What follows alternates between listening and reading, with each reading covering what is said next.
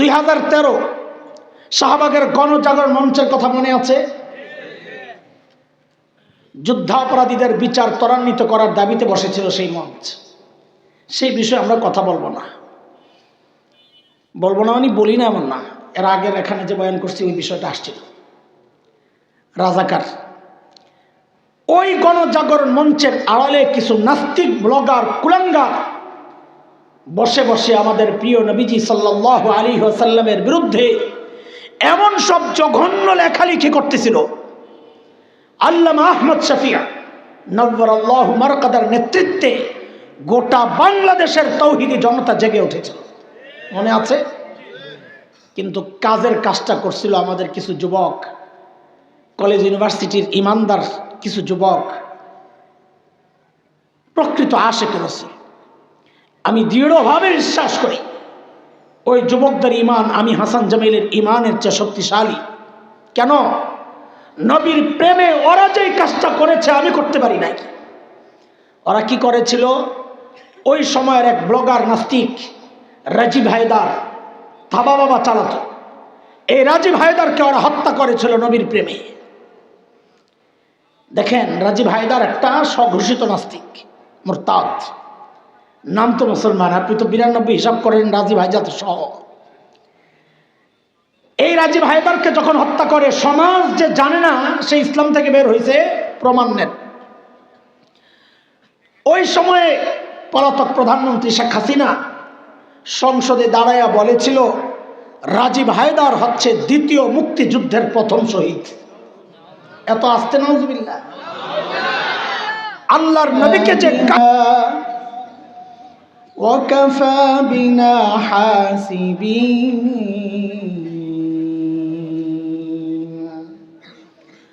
আমানতু বিল্লাহ সাদাকাল্লাহুল আলিয়্যুল আযীম। জামিয়া আজিজিয়া দারুল উলুম দেওবন্দ বড় মাদ্রাসার উদ্যোগে আয়োজিত আজকের এই বার্ষিক ওয়াজ মাহফিলের মুহতারাম সভাপতি, উপস্থিত হযরত উলামায়ে কেরাম, মুরব্বিয়ান আযম, দূর দূরান্ত থেকে আগত ইসলাম প্রিয় সুধী সমাজ, প্রিয় ছাত্র ভাইয়েরা, যুবক বন্ধুরা, পর্দার আড়ালের মা ও বোন, আল্লাহ সুবহানাহু ওয়া তাআলার অশেষ মেহেরবানি যে মহান মালিক লাখো কোটি মানুষ থেকে বাছাই করে দ্বীনি এই মাহফিলে আমাকে আপনাকে আসার বসার কিছু কথা বলা ও শোনার তৌফিক দান করেছেন। সেজন্য মহান রবের শুকরিয়া আদায় করি, জবান খুলে প্রাণ খুলে কালিমাতুশ শুকর উচ্চারণ করি আলহামদুলিল্লাহ। লম্বা সময় থেকে দেশের বাহিরের বড়দের জবানে অনেক দামি দামি কথা আপনারা শুনেছেন। এখন তো দেখালন বাইসালনের টাইম। দেখালন বাইসালন বুঝেননি আপনারা? আমি তো নিউ মার্কেট এলাকার মানুষ, এগুলো আমি বুঝি। দোকানের বেচা কিনা যখন শেষ হয় তো কিছু মাল রিজেক্ট বাইর হয়, একটু ছিঁড়া, একটু দাগ। তো মালিক সেলসম্যানদেরকে বলে বাইরে ডাক দিয়া নিয়ে বেচালা। ওরাও এটার খুব আগ্রহী থাকে, কমিশন পায়।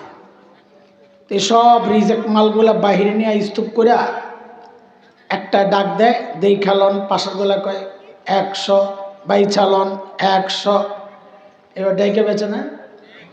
হ্যাঁ, তো এখন হইলো সব ভালো মাল বেচা শেষ, তো সিরা ফাডারা এখন দেখালন বাইচালনের টাইম। তো দেখালন বাইচালনের মধ্যে মাঝে মাঝে অল্প দামে ভালো জিনিস পাওয়া যায়, একটু সিলাই নিতে হয়, ঠিক না? এখন যদি আপনারা বসেন বাঁচতে থাকেন, কিছু দেখেন কিছু পান কিনা। তার আগে বলেন, একটা হিসাব দিয়েছিলেন বাংলাদেশে কত % মুসলমান? 90+। সুবহানাল্লাহ। এই বিষয়ে কিছু কথা বলি আজকে। তো একটু দেরি লাগবে আসতে, আমি তো ঘুরে ঘুরে আসি। আমার যে কোনো কথায় জায়গায় পৌঁছতে আমার দেরি লাগে, অনেক দূর থেকে ঘুরে আসি। ওই সময় মনে মনে নিয়ত করছি তোমাকে 90+ আজকে ছুটাইতেছি রাহ। একটা আয়াত পড়ছি সূরা আম্বিয়ার। এই আয়াত আল্লাহ তাআলা বলেন, হাসরের মাঠে আমি দাড়িপাল্লা দাঁড় করাবো ইনসাফের জন্য, আমল মাপার জন্য আর কি। ফালা তুজলামু নাফসুন শাইআ, আমার আদালতে বিন্দুমাত্র জুলুম হবে না কারো উপর। এই বিন্দুমাত্র মানে আল্লাহ নিজেই যেন ব্যাখ্যা দিচ্ছেন, ওয়া ইন কানা মিসকালা হাববাতিন মিন খারদাল আতাইনা বিহা। কেউ যদি একটা সরিষা দানা পরিমাণও কিছু করে, ভালো কাজ হোক আর মন্দ কাজ হোক, আল্লাহ বলেন হিসাবের জন্য আমি ওই ছোট্ট কাজগুলোকেও দাড়ি পাল্লায় উঠায় দিই। আল্লাহ তাআলার জন্য এই প্রক্রিয়াটাই হিসাবের জন্য যথেষ্ট। এই হচ্ছে আয়াতের মোটামুটি তর্জমা। এই আয়াতকে সামনে রেখে মুফাসসিরিনে কেরাম হাসরের মাঠে মানুষের শ্রেণী করেছেন চারটা। আমার সাথে অল্প একটু কথাবার্তা বললেন, আমি তাড়াতাড়ি শেষ করব। তোমার বাদাম খাওয়া বন্ধ করো।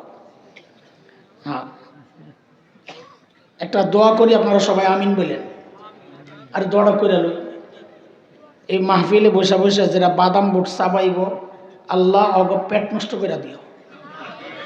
যারা আমিন কর, খাও খাও, আর কোনো বাধা নেই, যার মনে চায় খাও। এরপরে খাইস, কোরআন হাদিসের কথা বলে বাদাম খায় টিপে। আমার খাইতে মনে চায় না, তো পর তোর পেট অসুখ হইব। এই হাসরের মাঠে মানুষের শ্রেণী হবে কয়টা? মূলত পাঁচটা। আমরা একটা নিয়ে কথা বলছি না, চারটা নিয়ে বল। এই চার শ্রেণী বুঝার জন্যে এটা কোনো জটিল বিষয় না, আপনারাও বুঝবেন। আচ্ছা বলেন তো, দাড়ি পাল্লায় পাল্লা থাকে কয়টা? দুইটা। আপনাদের এলাকার ভালো ফসল কি হয়? আলু। আলু, এটা আমিও জানতাম। আছে কি আর, যা করে আল্লাহ। এখন আলু মাপবেন, এক পাল্লায় পাথর রাখছেন, আরেক পাল্লায় আলু দেন নাই, মাপা যাবে? কেন যাবে না আপনারা বললেন না, আমি একটা জবাব শিখাইয়া দিই, এটারে বারবার বলবেন। একটা ডিউটি দিচ্ছি আপনাদেরকে। হ্যাঁ, কেন মাপা যাবে না বলেন? পাল্লা একটা খালি। বলেন সবাই, পাল্লা একটা। আবার বলেন পাল্লা একটা। আবার বলেন পাল্লা একটা। এই যে এতবার বলাইলাম না, এরপরও দেখবেন আবার জিজ্ঞেস করলে কেউ কেউ বলবে পাল্লা খালি। কি বলছিলাম? পাল্লা একটা খালি। এইবার ঠিক করে জবাব দেন। এক পাল্লায় পাথর রাখছি, আরেক পাল্লায় আলু রাখি নাই, মাপা যাবে? কেন যাবে না? পাল্লা একটা না বললে সব আউলে যাবে। পাল্লা একটা। এর উল্টা হইতে পারে, এক পাল্লায় আলু রাখছেন, আরেক পাল্লায় পাথর রাখেন নাই, মাপা যাবে? কেন যাবে না? পাল্লা একটা খালি। হাসরের মাঠে আল্লাহর আদালতে এমন কিছু মানুষ আসবেন যাদের নেকির পাল্লায় নেকি তো আছে, গুনার পাল্লায় গুনাহ নাই একটাও। আচ্ছা বলেন তো, তাদের আমল মাপা যাবে? কেন যাবে না? পাল্লা একটা খালি। যেহেতু পাল্লা একটা খালি, আমল মাপা যাবে না, তাদের ব্যাপারেই আল্লাহর ফয়সালা, তারা বিনা হিসাবে জান্নাতে চলে যাবে। হিসাব কেন হবে না? পাল্লা একটা খালি। মাশাআল্লাহ। আরেক গ্রুপ আসবে ঠিক তার উল্টা, যাদের গুনার পাল্লায় গুনাহ তো আছে, কিন্তু নেকির পাল্লায় নেকি নাই একটাও। আচ্ছা বলেন, তাদের আমল মাপা যাবে? কেন যাবে না? পাল্লা একটা খালি। যেহেতু আমল মাপা যাবে না, তাদের ব্যাপারেই আল্লাহর সিদ্ধান্ত, ফালা নুকিমু লাহুম ইয়াওমাল কিয়ামাতি ওয়াজনা, আমি ওদের আমল মাপব না, বিনা হিসাবে জাহান্নাম। বুঝে আসছিনি কথা? আর রইল কয় গ্রুপ? দুই গ্রুপ। এই দুই গ্রুপ যাদের নেকির পাল্লায় নেকিও আছে, গুনার পাল্লায় গুনাহও আছে। কারো নেকির পাল্লা ভারী, কারো গুনার পাল্লা ভারী। তাদের ব্যাপারে আল্লাহর কি ফয়সালা? সূরা আল কারিআর মধ্যে আল্লাহ বলেন, فَأَمَّا مَنْ ثَقُلَتْ مَوَازِينُهُ فهو في عيشة راضية। যার নেকির পাল্লা ভারী আল্লাহ বলেন সে কথা বলেন। وأما من خفت موازينه فأمه هاوية। যার নেকির পাল্লা হালকা গুনার পাল্লা ভারী আল্লাহ বলেন সে জান্নাত। কয় গ্রুপ গেল? বিনা হিসাবে জান্নাত, বিনা হিসাবে, হিসাব সহ জান্নাত, হিসাব সহ জাহান্নাম। চলেন আবার পিছনের দিকে যাই। মুখস্থ হয়েছে এই পর্যন্ত যা পড়ছি বলছি, মুখস্থ হয়েছে? আচ্ছা ঠিক আছে। প্রথম গ্রুপ যাদের নেকির পাল্লায় নেকি তো আছে, গুনার পাল্লায় গুনাহ নাই একটাও, তারা কারা? এটা তো ফায়সালা। ব্যক্তিটাকে আহলুস সুন্নাহ ওয়াল জামাতের আকীদা, আমগো দোস্তের আকীদা, যেটা উলামায়ে দেওবন্দের আকীদা, আমাদের আকীদা, সমস্ত নবী মাসুম নিষ্পাপ, কোন নবী জিন্দেগিতে কোনো গুনাহ করেন নাই। কেন করেন নাই সেটা এক ভিন্ন সাবজেক্ট। তবে যেহেতু প্রসঙ্গ চলে আসছে একটু বলি, যেন এমনটা না হয় যে একটা বিষয় সামনে আসছে ওই বিষয়ে আমি কিছুই জানি না, এমন না। সমস্ত নবী যে গুনাহ করেন নাই এর অনেক কারণের মধ্যে একটা মৌলিক কারণ হচ্ছে সমস্ত নবীকে আল্লাহ নিজেই গুনাহ থেকে বাঁচায় রাখছে। বলেন নবীরা গুনাহ কেন করেন নাই? আল্লাহ নিজে বাঁচায়। আবার আপনাকে ভিতরে প্রশ্ন জাগবে যে হুজুর আল্লাহ খালি নবী করে বাঁচাইলেন কেন? দেখবেন না? তো এটার জবাব কি? সূরা হজ 17 নম্বর পারার একদম শেষ পৃষ্ঠায় আসছে। আল্লাহ বলেন, আল্লাহু ইয়াসতাফি মিনাল মালাইকাতি রুসুলা ওয়া মিনান নাস। সমস্ত রসুল আমি আল্লাহ নির্বাচন করেছি। নবী রসুল কার নির্বাচন? কোন রাজা বাদশার নির্বাচন।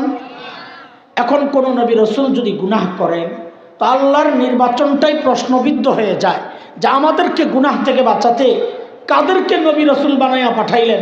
তারা নিজেরাই তো গুনাহ করে। আল্লাহর নির্বাচন যেন প্রশ্নবিদ্ধ না হয় এই জন্য আল্লাহ নিজেই সমস্ত নবীকে গুনাহ থেকে বাঁচাইয়া রাখছে। বলেন নবীদেরকে গুনাহ থেকে কে বাঁচায়? এই গেল এক শ্রেণী যাদের নেকির পাল্লায় নেকি আছে, গুনার পাল্লায় একটাও গুনাহ। দ্বিতীয় শ্রেণী আমাদের মূল পয়েন্ট, কত পার্সেন্ট মুসলমান জানি?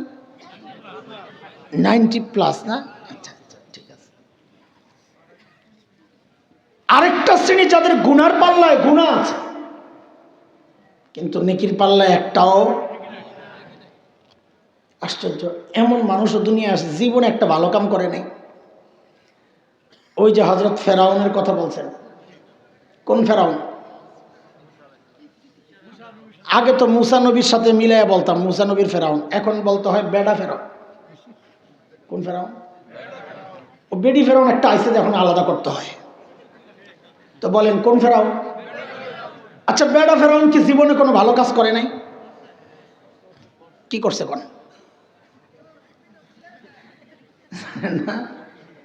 আহা, অনেক বড় একটা কাজ করছে। সেটা হচ্ছে একজন নবী মুসা আলাইহিস সালামকে লালন পালন করছে তো। একজন নবীকে পালছে। আপনি তুমি একটা মাদ্রাসার ছাত্ররে পালতে রাজি না, ও তো একজন নবী পালছে। তাও নেকির পাল্লা একটাও নেকি কেন নাই? কারণ ঈমান ছাড়া কোনো নেকির হিসাব হয় না। ঠিক আছে কথা? আপনাদেরকে একটা প্রশ্ন করব, জবাবের জন্য জায়গা আমি বানিয়ে দিলাম, এইবার আপনারা জবাব দেন। যাদের নেকির পাল্লায় একটাও নেকি নাই, গুনার পাল্লায় গুনাহ আছে, তারা কারা? আমরা কি বলি তাদেরকে? কাফের বেঈমান। মাশাআল্লাহ। কিন্তু দোস্ত আমি ওই কাফের বেঈমান নিয়ে আজকে কথা কম না। আরেকটা শ্রেণী আছে যাদের নাম আমার আপনার মতো মুসলমান নাম, যাদেরকে দিয়ে আপনি 92% হিসাব করেন। দাড়িও আছে, কেউ কেউ তাহাজ্জুদও পড়ে, মরার পর জানাজা হয়, কুলখানি হয়। অথচ শরীয়তের মানদণ্ডে যদি বলি তাদের নেকির পাল্লায় একটাও নেকি নাই, তারা সব বিনা হিসাবে জাহান্নামে যাবে। এরা কারা? আচ্ছা ঠিক আছে, রাখেন না, শোনেন আগে। কাদিয়ানি তো একটা শ্রেণী, আমরা মূল নিয়ে কথা বল। এরা কারা? আল্লাহ বলেন সূরা বাকারায়, ومن يرتد منكم عن دينه فيمت وهو كافر فأولئك حبطت أعمالهم في الدنيا والآخرة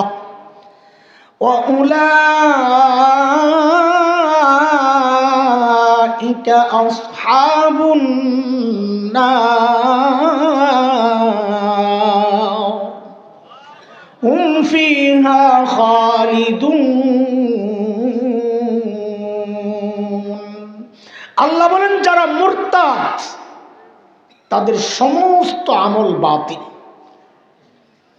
সমস্ত আমল বাতিল। আচ্ছা নেকির পাল্লায় যদি আমল সব বাতিল হয়ে যায়, একটাও যদি নেকি না থাকে, তাদের হিসাব হবে। কাজী মুরতাদরাও বিনা হিসাবে। মুরতাদ কারা? মনোযোগ মনোযোগ, জটিল বিষয়, আমরা সহজ করার চেষ্টা করবো ইনশাআল্লাহ। মুরতাদ কারা? এখন মুরতাদের ব্যাখ্যা দিতে গেলে এখন যে এলোমেলো মনন, আপনাকে মনোযোগের যে হালত এখন একটু কঠিন হয়ে যাবে, দেরিও লাগবে, সময়ও লাগবে। আমি সহজ একটা তর্জমা করে এই তর্জমার উপর ভিত্তি করে কথা সামনের দিকে আগে ইনশাআল্লাহ।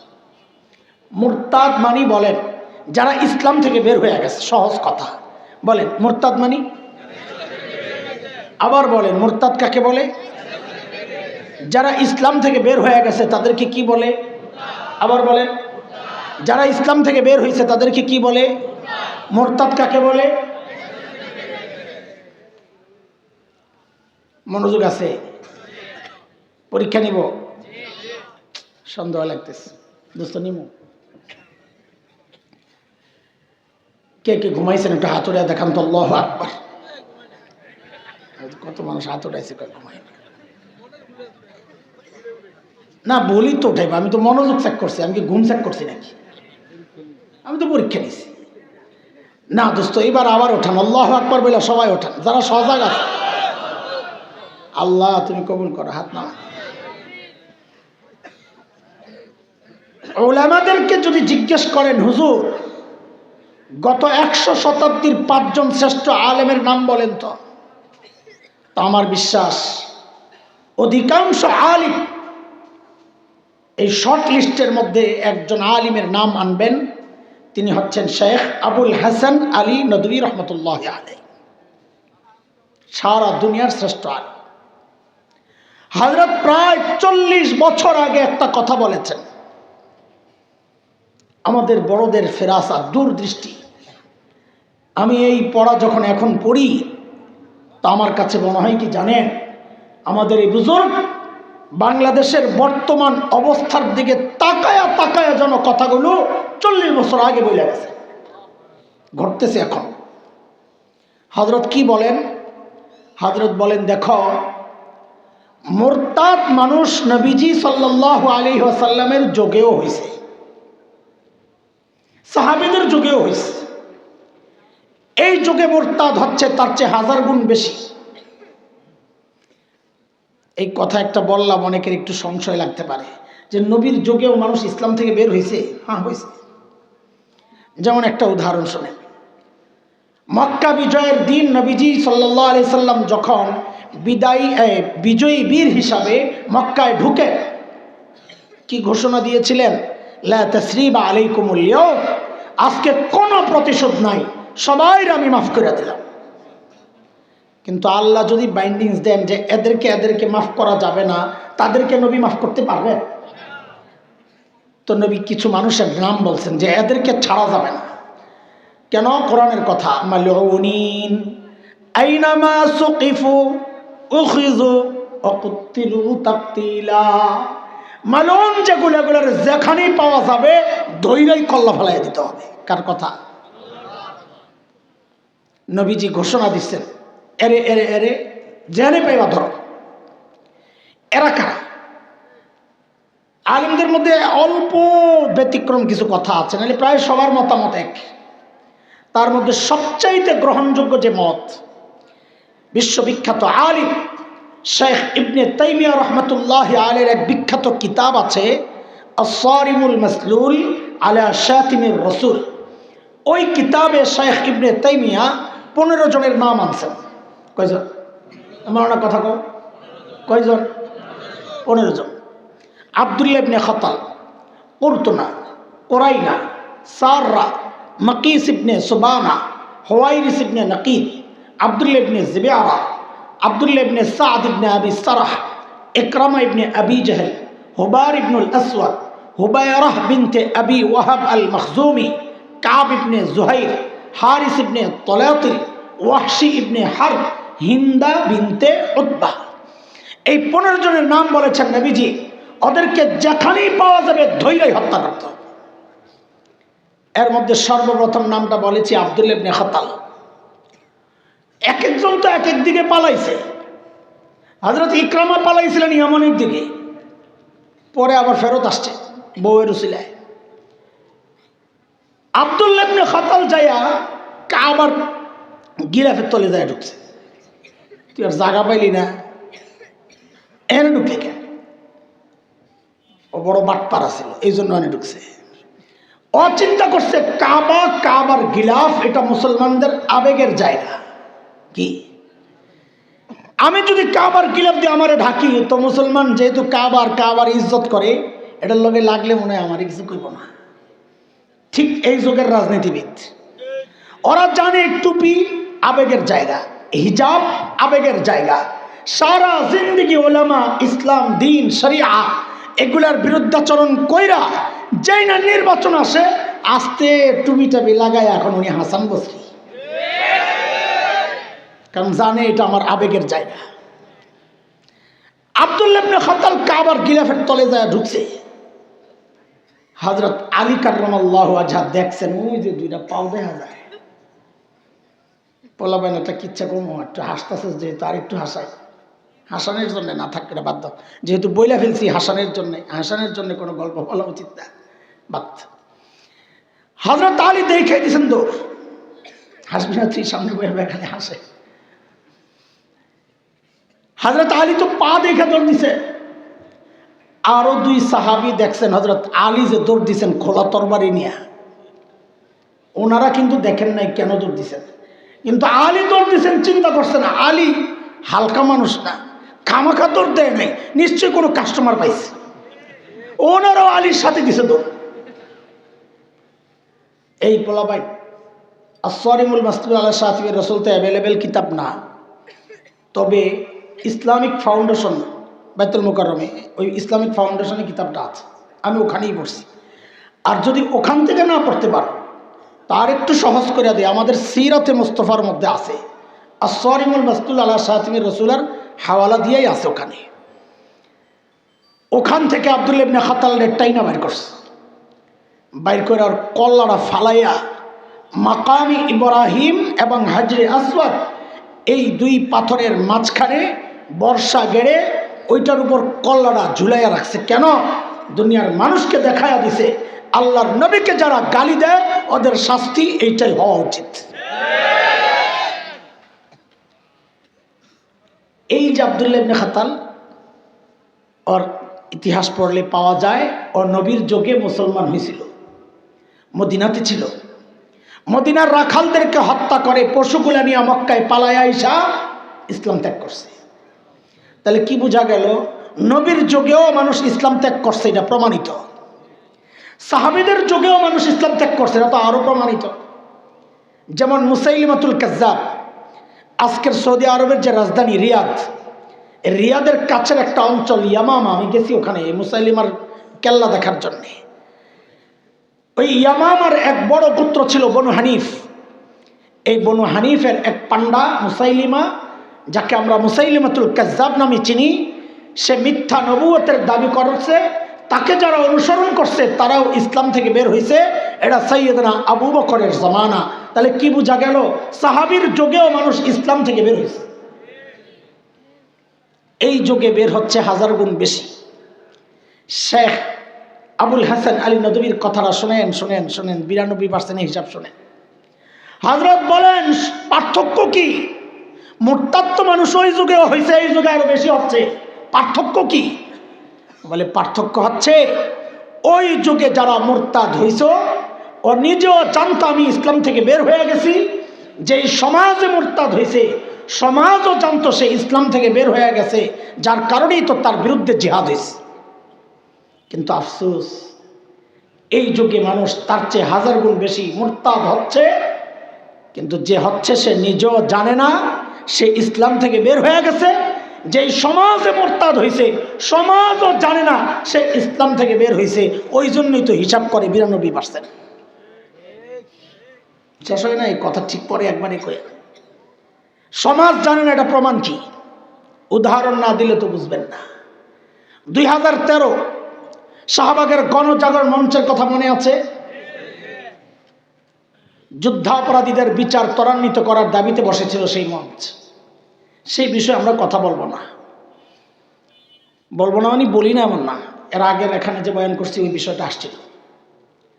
রাজাকার ওই গণজাগরণ মঞ্চের আড়ালে কিছু নাস্তিক ব্লগার কুলাঙ্গার বসে বসে আমাদের প্রিয় নবীজি সাল্লাল্লাহু আলাইহি ওয়াসাল্লামের বিরুদ্ধে এমন সব জঘন্য লেখালেখি করতেছিল। আল্লামা আহমদ শফিয়া নওয়ারাল্লাহু মারকাদার নেতৃত্বে গোটা বাংলাদেশের তৌহিদি জনতা জেগে উঠেছিল, মনে আছে? কিন্তু কাজের কাজটা করছিল আমাদের কিছু যুবক, কলেজ ইউনিভার্সিটির ইমানদার কিছু যুবক, প্রকৃত আশিক রাসূল। আমি দৃঢ়ভাবে বিশ্বাস করি ওই যুবকদের ইমান আমি হাসান জামিলের ইমানের চেয়ে শক্তিশালী। কেন? নবীর প্রেমে ওরা যেই কাজটা করেছে আমি করতে পারি নাই। ওরা কি করেছিল? ওই সময়ের এক ব্লগার নাস্তিক রাজীব হায়দার থাবা বাবা চালাতো, এই রাজীব হায়দারকে ওরা হত্যা করেছিল নবীর প্রেমে। দেখেন রাজীব হায়দার একটা স্বঘোষিত নাস্তিক, মুরতাদ, নাম তো মুসলমান, আপনি তো 92 হিসাব করেন রাজীব হায়দার সহ।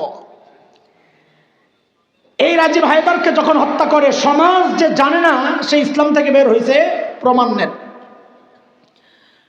ওই সময়ে পলাতক প্রধানমন্ত্রী শেখ হাসিনা সংসদে দাঁড়াইয়া বলেছিল রাজীব হায়দার হচ্ছে দ্বিতীয় মুক্তিযুদ্ধের প্রথম শহীদ। এত আস্তে নাউজুবিল্লাহ। আল্লাহর নবীকে যে গালি দেয় সে শহীদ হবে থাক দূরের কথা, বরং তাকে যদি কেউ শহীদ বলে তার ঈমান নিয়েও তো আমাদের সন্দেহ আছে। কেন বলেছে? সমাজ জানে না ইসলাম থেকে বের হয়েছে। জানাজা হইল শাহবাগে, কাফেরের কিসের জানাজা? কেন পড়া হইল? সমাজ জানে না ইসলাম থেকে বের হয়েছে। আমি জানি অনেকের ভিতরে একটা খুঁতখুত করবে যে হুজুর আপনারা হুজুররাই ঠিক না, আপনার মতো কোন হুজুরই তো জানাজা পড়াইছে, না পড়াইলেও তার জানাজা হইতো না। এই কথা বলার আর সুযোগ নাই। কেন জানে? ওই যে কুষ্টিয়ার এসপি কইছিল মোল্লাগো জানাজা আমগো লাগবো না, আমগো জানাজা আমরা নিজেরা পড়াই, আমরা না গেলেও জানাজা হইতো। তারপরে এই জায়গায় জবাব আরেকটা, আমার যে ভাইটা জানাজা পড়াইছে তাকে জোরপূর্বক নেওয়া হয়েছে ওখানে, কিন্তু ওরা ওদের শক্তি দেখাইয়া দিছে, মাওলানাও মাওলানার শক্তি দেখাইয়া দিছে। কি করছে জানেন? অজু ছাড়া জানাজা পড়াইয়া দিছে। যার যার শক্তি সে দেখায়। পরের দিন পত্রিকায় আসছে তাকবীর দিছে 3টা, ওটা জানাজায় তাকবীর কটা রে? আমি একজনকে জিজ্ঞেস করলাম, দোস্ত এই 3টা যে তাকবীর দিল পিছনে এত মানুষ, কেউ লোকমা দেয় নাই, ভুল ধরে নাই যে তাকবীর 3টা হয়েছে? ও আল্লাহর বান্দা জবাব একটা দিছে বড় দারুণ। পিছনে যে খাটাসটি দাঁড়াইছে ওরা জানলে না জানা যায় তাকবীর কয়টা, ভুল ধরার জন্য তো আগে জানা লাগবে। দোস্ত খেয়াল করে, মানুষ জানাজা কেন বললো? ওই আপনাদের মতন 92% হিসাব কইরা সমাজ জানে না সে ইসলাম থেকে বের হয়ে গেছে। উদাহরণ নাম্বার 3, কয়টা নিবেন আপনারা উদাহরণ? আমি বসে বসে সারা রাত উদাহরণ দিতে পারবো, দিব না, আপনার ধরেন না। উদাহরণ নাম্বার 3, আমাদের ভাই হাদি শাহাদাতের আগ পর্যন্ত যে বিষয়টা ছিল বাংলাদেশের আলোচিত ইস্যু, সেটা ছিল আউল বাউল ফাউলদেরকে নিয়ে। চিনেন নাই, বুঝেন নাই, একবারে কর কারণে আরে বাউলদেরকে নিয়ে। এই জন্য আগেও শব্দ একটা লাগাইবেন, পরও একটা লাগাইবেন, যেন ও একাকিত্ব বোধ না করে, ওর সাথে আরো কিছু দোস্ত আহবাব লাগাইয়া দেন। এই জন্য শুধু বাউল না বলে কি বলবে, আউল বাউল ফাউল, তো এক জামাত হইল। মাশাআল্লাহ, সত্যি হইল একটা। এদেশের বহু মানুষ মনে করে বাউলরা শুধু মুসলমান না, হাই লেভেলের আধ্যাত্মিক মুসলমান। 92% হিসাব যে করে এই বাউলদেরকে সহই করে। অথচ বাউল ধর্ম নিয়ে যদি কেউ লেখাপড়া করে, আরে আমার বাসার পাশে, 2 বাসার সাথে এক নাস্তিকের বাড়ি ছিল, বিশ্ববিখ্যাত নাস্তিক আহমদ শরীফ, মনে আছে তাস্তিমান আছে না আহমদ শরীফ, ওই আহমদ শরীফ আমার বাসার লগে দিয়া। ওই বেটা বাউলদেরকে নিয়ে একটা বই লিখেছে, বাউল তত্ত্ব। আমি মনে করি মুসলমান হওয়ার দরকার নাই। কোন সুস্থ মস্তিষ্কের মানুষ যদি এই নাস্তিকের বইটাও পড়ে, বাউলদেরকে নিয়ে লেখা, তো মানুষ বলবে এটা মানুষ দরকার হওয়া থাক দূরের কথা, আরে কুত্তার শুয়োরের রুচিও তার থেকে ভালো আছে। মানুষ এতটা নিকৃষ্ট কি করে হয়? মানুষ মানুষের পায়খানা খায় ওষুধ হিসাবে, মানুষ মানুষের বীর্য খায় বরকত মনে করে, এটা কোনো সুস্থ মানুষের কাজ হইতে পারে? অথচ বাউলরা এগুলো করে। অথচ এই সমাজের বহু মানুষ বাউলদেরকে মনে করে আধ্যাত্মিক মুসলমান। আমগো হুজুররা ওই পর্যন্ত পৌঁছে নাই। ওই ফজলু পাগলা আছে না, ফজলু পাগলা কি কইছে জানেন? আবুল সরকারের কথা বোঝার মতো যোগ্যতা আসেনি এই হুজুরগো। তার মানে কি, ওরা মনে করতেছে ওর ইসলাম আমাদের চেয়ে অনেক উঁচা লেভেলের, মৌলবীর ওর কথা বোঝার মতো যোগ্যতা রাখে না। 92% হিসাব করেন। আমরা অবাক বিস্ময় লক্ষ্য করেছি, এই আবুল সরকার যখন আমার আল্লাহকে নিয়ে এমন জঘন্য সব কথাবার্তা বলল, যেই সূরাতুন নাস পড়ে আমরা নিজেদের নিরাপত্তা নিশ্চিত করি, এই সূরাতুন নাসকে নিয়ে কে খেলাটা সে খেললো। আল্লাহ বলে বারবার নাচতে কইছে, নাউযুবিল্লাহি মিন যালিক। এদেশের তৌহিদি জনতা যখন ফুঁসে উঠল, সরকার আইওয়াস হিসাবে আমাদের চোখে ধুলা দেওয়ার জন্যে আবুল সরকারকে গ্রেফতার করে। এর প্রতিবাদে আবার বাউলদের এক গ্রুপ রাস্তায় নামে। ওদেরকে এদেশের ইমানদাররা যখন ধাওয়া করে, ওরা আপাতত পুকুরে যায় লাফায়া পড়ে, ভবিষ্যতে টয়লেটেও পড়তে পারে ইনশাআল্লাহ। কিন্তু আমরা আরো অবাক হয়েছি কেন জানেন? এদেশের এক শীর্ষ দলের শীর্ষ নেতা তিনি খুব প্রকাশ করেছেন বাউলদেরকে নিয়ে কেন এমন নির্মম আচরণ করা হচ্ছে। ওনার নাকি চেতনায় আঘাত লেগেছে। ওই চেতনা কোন জায়গায় লুকানো আল্লাহ জানে। একটা আঘাত যদি আমিও দিতে পারতাম। শুনে রাখেন, যারা ভোটের জন্য ইমান বিক্রি করেন, কান খুলে শুনে রাখেন, আপনার যেই চেতনা আমার ইমানের বিরুদ্ধে দাঁড়ায়, ওই চেতনা আপনাদের মতো নষ্ট ভ্রষ্ট ইমান বিক্রেতা রাজনীতিবিদদের চেতনা হইতে পারে। এদেশের ইমানদাররা আপনাদের ওই চেতনায় থুতু মারে, লাথি মারে, লাথি মারে, লাথি মারে। ইমান সবার উপরে। এদেরকে সহই তো হিসাব করছেন 92% না? করেন, আরো করেন, আর একটু বাড়ান। কি ভাব, 92% মুসলমান। শেষ হয় নাই, ডোজ এখনো শেষ হয় নাই, আসলটা রয়ে গেছে। এই তো ছিল ব্যক্তিগতভাবে নাস্তিকতার চর্চা, অথবা গ্রুপ গ্রুপ করে ইন্টারনেটে নাস্তিকতার চর্চা। আমাদের কপাল বড় বন্ধ, অথবা আমার গুনার শাস্তি। আল্লাহ এখন আমাদের কাঁধে এমন কাউকে চাপায়া রাখছে, যাদের হাত ধরে এখন আর নাস্তিকতার চর্চা ব্যক্তি বা সংগঠন কেন্দ্রিক হচ্ছে না। এখন নাস্তিকতার চর্চা হচ্ছে রাষ্ট্রীয় পৃষ্ঠপোষকতায়। এটা অনেকেই নিতে পারবেন না, অনেকেই নিতে পারবেন না, কিন্তু চরম বাস্তব কথা। আমি একটা উদাহরণ দিই, শুনে ট্রান্সজেন্ডার একটা ইস্যু আছে, জানেন তো না? এই ব্যাখ্যায় আমি যাব না, অনেক সময় লাগবে। শুধু এতটুকু মনে করেন, এটা শুধু ইমান বিধ্বংসী কোনো কালচার না, এটা সমাজ রাষ্ট্র বিধ্বংসী এক কালচার, অথচ এটাকে রাষ্ট্রীয়ভাবে স্বীকৃতি দেওয়া হয়েছে। আপনি বলবেন আমারে ধরে নিয়া এ হুজুর বয়ানে কইছেন রাষ্ট্রীয় স্বীকৃতি দেওয়া হয়েছে, কোন জায়গায় দেওয়া হয়েছে দেখান। আইন পরিবর্তন করা হয়েছে? হয় নাই। তো আমরা কিছু জানি না মনে করছেন। এইটা বোঝার জন্য আরো কটা কথা কইয়া রই। বাংলাদেশে 65,500 প্লাস প্রাইমারি স্কুল আছে। আরে ভাই শুনেন শুনেন, ইমান সবার আগে। হিসাব তো করে লেছেন 92%, ওরা আরামের হিসাব। আমি নিজে আসিনি ইমানে, ওই খবরও তো নাই। ওই যে হযরত বলেছেন যে মুরতাদ হয়েছে তার নিজেরও খবর নাই আমি মুরতাদ হয়ে গেছি, কারণ এমন এমন কথা বলে আমরা শরিয়া আইনে বিশ্বাস করি না। এই কথা যে বলে তার ইমান কেমনে থাকে? জিহাদকে যারা সন্ত্রাস বলে, আমার কিছু ইমানদার ভাইকে গ্রেফতার করেছিল, ওদের ইমান কি করে থাকে? কোরআনকে যারা জিহাদের বই বইলা ওদেরকে গ্রেফতার করেছিল, ওদের ইমান কি করে থাকে? জিহাদকে যারা সন্ত্রাস বলে ওদের ইমান কি করে থাকে? জমিন যার, শাসন চলবে তার, অস্বীকার যারা করবে তাদের ইমান কি করে থাকে? বলেন আপনারা। 92% হিসাব করেন না, এত সোজা। বলে ট্রান্সজেন্ডারেরটাই থাকেন, অন্যদিকে যায়েন না। আচ্ছা শুনে, বাংলাদেশে 65,500 প্লাস স্কুল, প্রাইমারি স্কুল। আমরা তো চার দেয়ালের ভিতরের মানুষ, বাহিরের কিছু জানি না মানুষ, মনে করে এমনটাই ঠিক আছে, যেটা মনে করো শান্তি পাও। আপনারা যারা প্রাইমারি স্কুলে পড়ছেন জবাব দিয়ে নেই, পড়ছস না কথা ক, তো জবাব দিবা। প্রাইমারি স্কুলে ইংরেজি বই তো নাই না, পিচ্ছি করে ইংরেজি বই পড়ায়। আচ্ছা শিক্ষক তো লাগে না? লাগে, আছে নাকি ভাই? কথা কর না কেন আপনি? অঙ্ক বই আছে, শিক্ষক তো নাই। বিজ্ঞান আছে ভাই, শিক্ষক আছে। বাংলাদেশি করে কি বাংলা বইও পড়ানো লাগে? আছে, ওটার তো শিক্ষক লাগে না। কি কয় না কয়? আসলে ভাবলন না 92% মুসলমানের দেশে বাস করেন, ভাবলন। অথচ একটা বই আছে ইসলাম শিক্ষা, বই তো আছে কিন্তু শিক্ষক নাই। আপনি বলবেন তো পড়ায় কে? একদিন পড়ায় নেসার সাহেব, আরেকদিন পড়ায় গোপাল দাস। হাসেন, আপনাদের লজ্জা পাওয়া উচিত।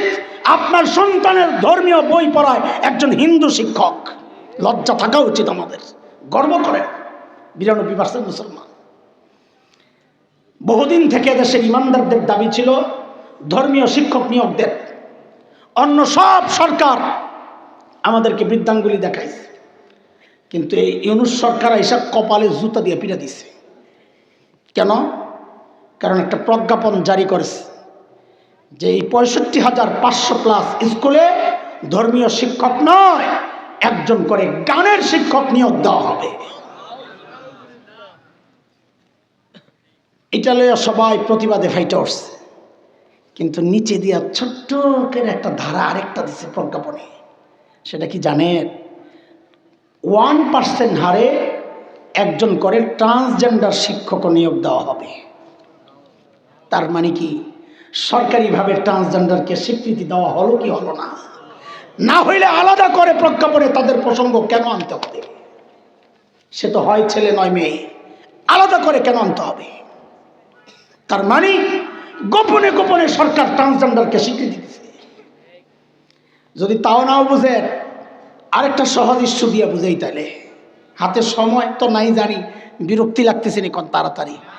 আমি খুব অল্পতেই শেষ করবো। আপনারা ওই যে 92% কইছেন না, আমার শরীরটা খালি কামড়াইয়া উঠছে। কইলু কি কেন কামড়ায় একটু শোনেন। ভিতরে তো জল রে ভাই, করুন কি বলতেও তো পারি না। শরীয়তের একটা বিধান হচ্ছে লিজ্জাকারি মিসলু হাজ্জিল উনসায়াইন, সূরাতুন নিসা 11 নম্বর আয়াত। আল্লাহ বলেন ছেলে যা পাবে মেয়ে পাবে তার অর্ধেক, মেয়ে যা পাবে ছেলে পাবে তার ডাবল। এই মুসলমানের সন্তানারা একটু বলো তো, এই সিদ্ধান্তটা কি আমার দোস্ত মাওলানা নেসার সাহেবের, হাসান জামিলের, হেফাজতে ইসলামের, জামায়াতে ইসলামের? একটু চিৎকার করে বলো তো এই সিদ্ধান্ত কার? এই সিদ্ধান্ত যদি কেউ অস্বীকার করে তার ঈমান থাকবে? অথচ দেখে ওই নারীবাদীরা এখন দেশ চালায়, এনজিওরা নারীবাদী। নারীবাদ, এই মুসলমানের সন্তানরা শোনো, নারীবাদ হচ্ছে দেশের নাস্তিকতার বিশাল ময়দানের এক চড়াই পথ।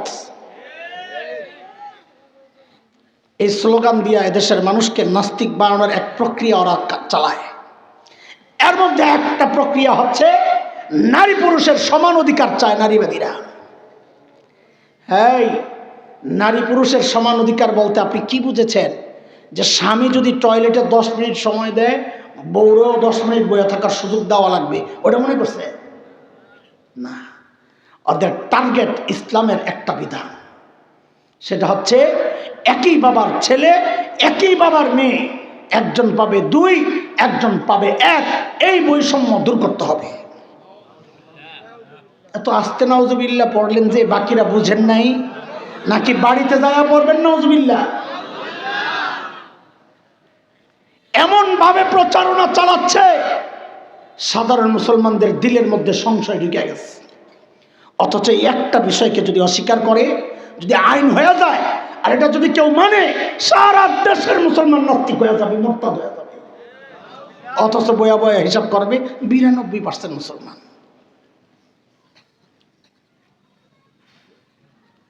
আমার মুসল্লি আমি আমার মসজিদে জুমার বয়ান যে করি না, ওই বয়ানগুলোর মধ্যে ওয়াজও করি, আবার ওয়াশও করি। মানে কোন কি কইছি? ওয়াজও হয়, ওয়াশও হয়। ওয়াজ করি কলবের জন্যে, ওয়াশ করি দামাগের জন্যে, দিল দামাগ ঠিক করি। তা আমি যাদেরকে ওয়াশ করি, এগুলো তো পরিষ্কার থাকার কথা। অথচ দেখেন কি সংশয় ঢুকাইয়া দিছে এই আওয়াজ উঠাইয়া, সমান অধিকার সমান অধিকার। কি আওয়াজ উঠাইছে? আমার মুসল্লি আইসা আমার কি কয় জানে? হুজুর যাই বলেন না, এই বিধানটা না আমারও কেমন কেমন জানি লাগে। আপনি তো নাউজুবিল্লাহ কইছেন, আমি নাউজুবিল্লাহ কই নাই। ওর কথা শেষ হওয়ার আগে আমি কয়ে দিছি আপনার ইমানটা নিয়েও আমার কেমন কেমন জানি লাগে। ঠিক আছে না কথা? এটা কি আমার কথা নেই? এই কথা বলার অধিকার আমার আছে? কার কথা? আল্লাহ বলেছেন 22 নম্বর পারার 2য় পৃষ্ঠায় দেখবেন, সূরাতুল আহজাব 36 নম্বর আয়াত। আল্লাহ বলেন, ওমা কানা লিমুমিনিন ওয়ালা মুমিনাতিন ইযা কাদাল্লাহু ওয়া রাসূলুহু আমরা আন ইয়াকুনা লাহুমুল খিয়ারাতু মিন আমরিহিম। আল্লাহর রাসূলের কোন বিধান আসার পর কোন কেমন কেমন লাগে বলার সুযোগ নাই, মেনে নেওয়ার নাম হচ্ছে ইসলাম। তারপরেও তো দিলটা তার আটকানো যায় না, ওয়াসওয়াসার কথা আসছে। এই ওয়াসওয়াসা নিয়ে সাহাবীরা এমন ডরাইতো, আল্লাহ তো আয়াত নাযিল হইছে, লা ইউকাল্লিফুল্লাহু নাফসান ইল্লা উসআহা। ওয়াসওয়াসার উপর তোমার নিয়ন্ত্রণ নাই। কিন্তু এই ওয়াসওয়াসার পরবর্তী স্তরটার নাম আরবিতে বলে হাম। হামের পরেরটার নাম ইরাদা, এরপরের নাম আজম, এরপরের নাম জাজম। আস্তে আস্তে এটা দৃঢ় হয়ে যায়। এই যে সংশয় আস্তে আস্তে বাড়তে বাড়তে ইয়াকিন হয়ে যায়। এই জন্য সময়ের আলিমদের ইমানি জিম্মাদারি আপনাদের ওই দিলগুলারে সাফ রাখা, যেন ভিতরে কোনো সংশয় তৈরি না হয় যে না, শরীয়তের কোনো বিধান অযৌক্তিক না, যুক্তি বুঝি না, এটা আমার দুর্বলতা। এই আগে যে স্বর্ণমাপ্ত পাল্লা দেখছিলেন, কত বড়, ছোট্ট ছোট্ট। আচ্ছা, ওই পাল্লা দিয়া হিমালয় মাপা যাবে? কাজেই আমার দিমাগ দিয়া দিন বুঝতে যাওয়া, ওই ছোট্ট পাল্লা দিয়া হিমালয় মাপতে যাওয়া একই কথা। তারপরেও একটু বুঝাই আপনাকে, ওরা কি চায় একটু আমার সাথে বলেন, অল্প সময় নিব, কয়েক মিনিট, আমি শেষ করবো, আমারও ভালো লাগতেছে না। ওরা কি চায়? সমান বন্টন। বলেন, ওরা কি চায়? ইসলাম কি করেছে? ন্যায্য বন্টন। ইসলাম করেছে, ওরা চায় কি? এই তুমি একটু দাঁড়াও তো আব্বা, আরে দেরি করো না, সময় নাই, চলবো। পিছনেরটা দাঁড়াও তো, চলবো।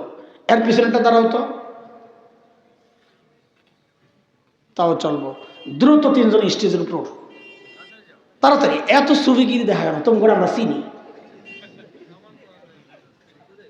দৌড়াও, কিরে ফুসাব, মাশাআল্লাহ, মৌজা, রুমাল, পাগড়ি, মাশাআল্লাহ। আচ্ছা, হ্যাঁ, মাশাআল্লাহ। সামনে আসো রে বাবা, সামনে আসো।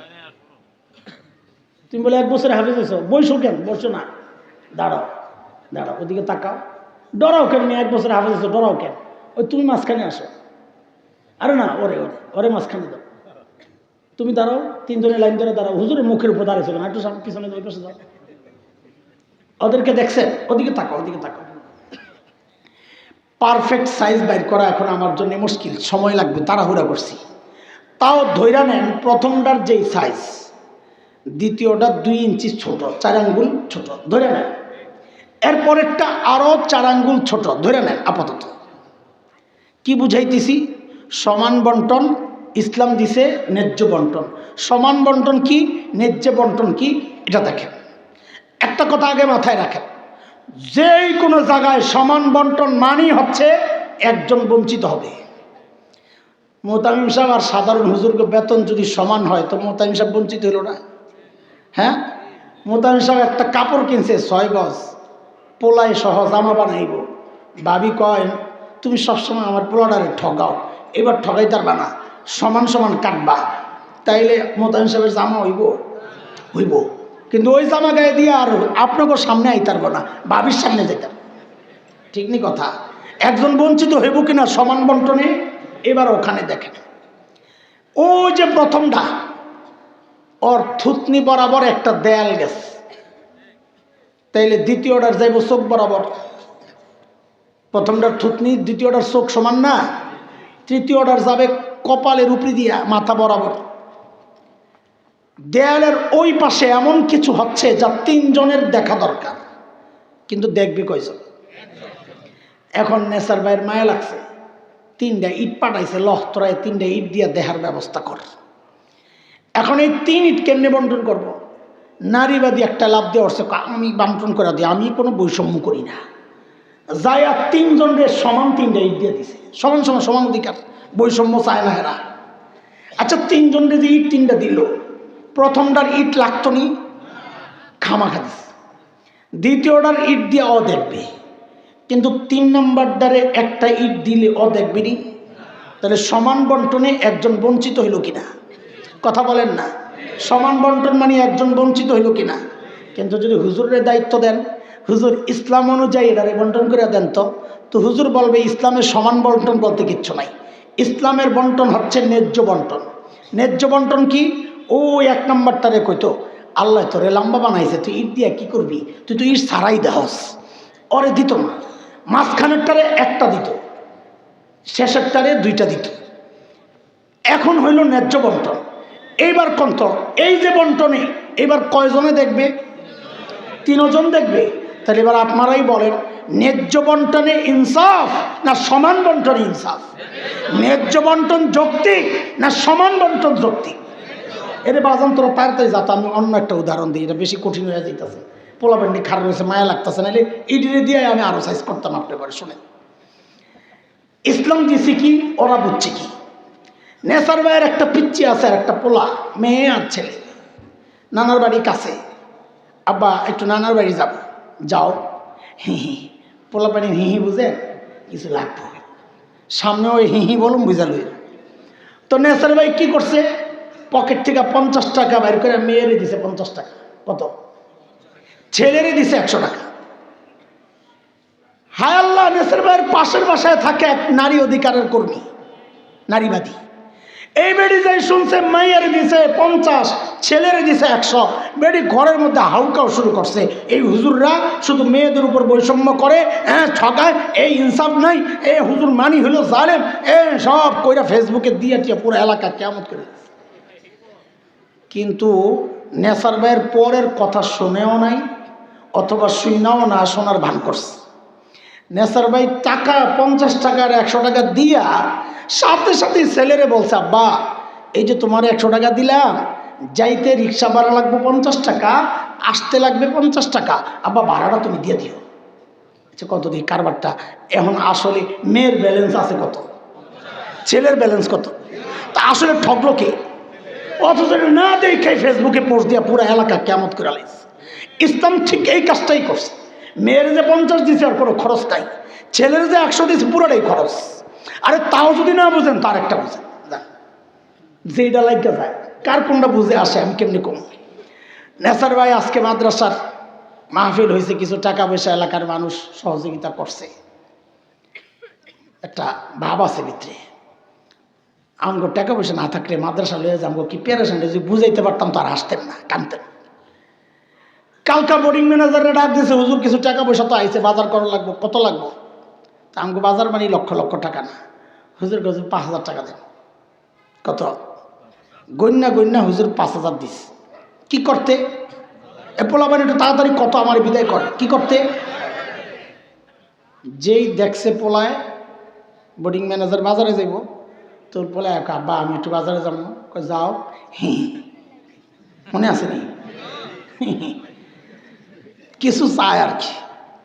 তো নেসার ভাই পকেট থেকে কচকচে একটা 100 টাকার নোট বাইর করছে, বাইর করিয়া কয় নাও আব্বা মজা খাইও। এই শব্দগুলোও মনে রাখবেন। বোর্ডিং ম্যানেজারে কত দিছিল? কি জন্যে? ছেলেরে কত সাপতেছে? কি জন্যে? বলেন শব্দটা। মজা খাইতে। যেই না পোলার সামনে 100 টাকা ধরছে, পোলা তো বিক্রম বইরা ভাবাস একটা, এমন এক মোচড় মারছে দেখে 100 টাকা 360 ডিগ্রি যারাই করে। সবসময় খালি আমার লোক কিপটেমি করো, তোমার টাকার অবস্থা কি হয়েছে? আরে কি হয়েছে বল, কি হয়েছে বলবি তো, আমি 100 নিব না। কত লাগবে তো? আমার 5,000 টাকা দিবা। কত? 5,000 কেন? হুজুরে দিছ, হুজুর তো বাজার করবে, আমিও তো বাজারে যাব, সমান অধিকার। হাইসেন পরে আগে বুঝাল। আচ্ছা বলেন তো, এই যে পিচ্চির সমান অধিকারের দাবিটা, এটা যৌক্তিক না শিশু সুলভ পাগলামি? পাগলামি যে বুঝছেন, কোন বুঝছেন? এইবার আসল উদাহরণ বুঝেন। আল্লাহ ছেলেরে দিছেন 2, কত? মেয়েরে দিছেন কত? আল্লাহ ছেলেরে 2 দিল, দায়িত্ব দিছেন 4টা। কয়টা? ভাগ কয়টা? সবাই বলা লাগবে না, আগানো যাবে না। ভাগ কয়টা? দায়িত্ব কয়টা? মেয়ের ভাগ কয়টা? দায়িত্ব 0। আমি যেমনি বলি এমনি ছেড়ে দিবি, যেন সংশয়বাদীদের কলিজায় লাইগা ওদের সংশয় নিচে যে পুস করে বের হয়ে যায়। বলে ভাগ কয়টা? দায়িত্ব 0। দায়িত্ব। ছেলের ভাগ কয়টা? দায়িত্ব। মেয়ের ভাগ কয়টা? দায়িত্ব। ছেলের ভাগ দায়িত্ব 4টা। কেমনে? 1 নাম্বার, ও ছেলে তুমি যদি স্বামী হও, স্ত্রীর সব ভরণ পোষণের দায়িত্ব তুমি স্বামীর। 2 নাম্বার, ও ছেলে তুমি যদি বাবা হও, তো কন্যার ভরণ পোষণের সব দায়িত্ব তুমি বাবার। 3 নাম্বার, ও ছেলে তুমি যদি সন্তান হও, তো মায়ের সব ভরণ পোষণের দায়িত্ব তুমি সন্তানের। 4 নাম্বার, কেউ নাই, ও ছেলে তুমি যদি ভাই হও, ওই অবস্থায় বোনের ভরণ পোষণের দায়িত্ব তুমি ভাইয়ের। বলেন তো ভাগ কয়টা? দায়িত্ব কয়টা? তাইলে 2 কেন? এই 4 গ্রুপে বাজার কইরা খরচপাতি চালানোর জন্যে। সংক্ষেপে বলেন 2 কেন বাজার করতে? বলেন বলেন 2 কেন? আবার বলেন 2 কেন? আল্লাহ মেয়েরে দিছেন ভাগ কয়টা? দায়িত্ব। এত আস্তে কইছিলাম, দায়িত্ব। কেমনে 0? 1 নাম্বার, ও মেয়ে তুমি যদি স্ত্রী হও, তোমার সব ভরণ পোষণের দায়িত্ব তোমার স্বামীর। 2 নাম্বার, ও মেয়ে তুমি যদি কন্যা হও, তো তোমার ভরণ পোষণের দায়িত্ব তোমার বাবার। 3 নাম্বার, ও মেয়ে তুমি যদি মা হও, তোমার ভরণ পোষণের দায়িত্ব তোমার সন্তানের। 4 নাম্বার, ও মেয়ে তুমি যদি বোন হও, তো তোমার ভরণ পোষণের দায়িত্ব তোমার ভাইয়ের। বলেন তো ভাগ কয়টা? দায়িত্ব কয়টা? দায়িত্ব নাই। দায়িত্ব নাই তো দায়িত্ব নাই, ভাগ কি জন্যে? বলে মজা খাইতে। বুঝলেন নাই কথা? ভাগ নাই, দায়িত্ব নাই, ভাগ কি জন্যে? বলেন নাই কথাটা? তাহলে 2টার একসাথে করেন। ছেলের 2 কি জন্যে? মেয়ের 1 কি জন্যে? একসাথে জোরে, ছেলের 2 কি জন্যে? মেয়ের 1 কি জন্যে? এখন এই মজা খাওয়া গ্রুপ যদি হুজুরের পিচ্চির মতো বলে আমারও বাজারওয়ালার মতো সমান সমান দেওয়া লাগবে, আপনারাই কন এটা যৌক্তিক দাবি না শিশু সুলভ পাগলামি? জোরে কন। তাহলে কোনটা যৌক্তিক? ইসলামের বিধান যৌক্তিক না ওই নারীবাদীদের সমান অধিকারের দাবিটা যৌক্তিক? এখন ইসলাম মানবো না ওদের যুক্তি মানবো? শুধু ইসলাম মানবো না, এখানে আরো কিছু বিষয় আছে। আপনাদের একটা বদ অভ্যাস আছে, আমি একটু বইলা দিই, রাগ হইয়েন না। আপনারা না ঠিক বলেন এখানে আর ভোট দেন যাইয়া ওখানে, এটাও ঠিক না? এটাও ঠিক। এই সমস্ত ঠিক ঠিক চলবো না। সময় আসছে পরিবর্তনের, বলেন সময় আসছে। সব তন্ত্রমন্ত্র দেখা শেষ হয়েছে না আপনাকে? না আরো দেখার বাকি? হ্যাঁ, সোনার বাংলাদেশ দেখা শেষ না রয়েছে? স্বপ্নের বাংলাদেশ দেখা শেষ, ডিজিটালটা বাকি আছে না? ওইটাও দেখা শেষ। স্মার্ট বাংলাদেশ আস্তে স্টেজ ভেঙে যাবে। সুবহানাল্লাহ। স্মার্ট বাংলাদেশ করলে তো আবার স্টেজ ভেঙে যায়। সব দেখা শেষ, তো আমার সাথে আবার বলো, সোনার বাংলাদেশ, স্বপ্নের বাংলাদেশ, ডিজিটাল বাংলাদেশ, স্মার্ট বাংলাদেশ, সব তন্ত্র মন্ত্র দেখা শেষ। এখন দেখার বাকি একটাই, এবং সেইটাই দেখতে চাই। আগামীর বাংলাদেশ হবে কোরআনের বাংলাদেশ, ইসলামের বাংলাদেশ। দেখতে চাই কি চাই না বলেন? দেখতে চাই কি চাই না? যদি চাই, এই জাতীয় সিদ্ধান্ত যদি কেউ আমাদের উপর চাপাইতে চায়, তখন আর দল মত বুঝি না। ওলামারা ডাক দিলে পাশে এসব দাঁড়ায়া ওদেরকে জানায়া দিতে হবে, শামসুল হক ফরিদপুরের এই জমিনে, হযরত হাফিজের এই জমিনে, আল্লামা আহমদ শফির এই জমিনে নাস্তিকতার চর্চা করতে দেওয়া হবে না, দেওয়া হবে না, দেওয়া হবে না। পারবো তো বলতে ইনশাআল্লাহ? এরপরে তো আর 92% কইবেন না। ওইসিনি শিক্ষা তাল 92%, ওই 92% থেকে তো শুরু করলাম কথা। ভাই ও হালত ভালো না। কথা বললে বোঝা যায় ওলামা এবং ওলামাদের সাথে যারা যেভাবে যুক্ত আছেন, এছাড়া বাকি অধিকাংশ মানুষের ইমান নিয়ে আমি হাসান জামিল সন্ধিয়া দাওয়াত তাবলীগের সাথে যারা আছেন, অথবা কোনো হক্কানি পীরের সাথে যুক্ত আছেন, অথবা ওলামাদের সাথে যে কোনোভাবে মিল্লা আছেন, এই গ্রুপগুলো ছাড়া বাকি যারাই আছে মানুষ, সব শ্রেণীর মানুষের সাথে তো চলাফেরা, আমি কথাবার্তায় এমন লাগে যে মানুষের ইমান থাকে কেমনি। যে আফগানিস্তানের কোরআনী শাসনকে বর্বরতা বলে, ওই মুসলমানের ইমান কেমনি থাকে বলেন আপনারা? কেমনে থাকে? এটা অর্থ মুসলমান হিসাবে গর্ব করার দরকার যে আমার দেশে কোরআনী শাসন আমি আইন করতে পারি নাই। আমার এক ভাই, ওরা মুসলমানের মাথায় সম্মানের মুকুট পরাইছে। যেই আমেরিকারে তুমি পারো না পূজা করো, চেষ্টা করো, ওই আমেরিকারে ওরা মুকুট দিয়ে পিটাইয়া কুত্তার মতো পিটাইয়া বিদায় করছে। ওদের সমালোচনা তুমি কি করে করো? এই মানুষের ইমান কেমনে থাকে আপনারা বলেন? বলেন আপনারা? যে মানুষ মনে করে সব ধর্মই ঠিক আছে, যে মানুষ মনে করে পূজা যাওয়া এটা আমার সংস্কৃতির অংশ, আপনি তার ইসলাম নিয়ে কিভাবে সন্দেহ করেন? আমি তো নিঃসন্দেহে বলেছি মোরতাদ হয়ে গেছে। বলেন, এই দৃষ্টিতে যদি তাকান তো দেখবেন সামনে খালি মুরতাদ আর মুরতাদ, মুরতাদ আর মুরতাদ। ওই কথাটাই 40 বছর আগে শেখ আবুল হাসান আলী নদভী রহমতুল্লাহ আলাইহি বলে গেছেন যে মুরতাদ মানুষ ওই যুগেও হয়েছে, মুরতাদ এই যুগেও হচ্ছে। পার্থক্য কি? ওই যুগে যারা মুরতাদ হইতো ওরা নিজেরাও জানতো আমি ইসলাম থেকে বের হয়ে গেছি, যেই সমাজে মুরতাদ হয়েছে সমাজও জানতো সে ইসলাম থেকে বের হয়েছে। কিন্তু আফসোস, এই যুগে 1000 গুণ বেশি মানুষ মুরতাদ হচ্ছে, কিন্তু যে হচ্ছে সে নিজেও জানে না আমি মুসলমান না।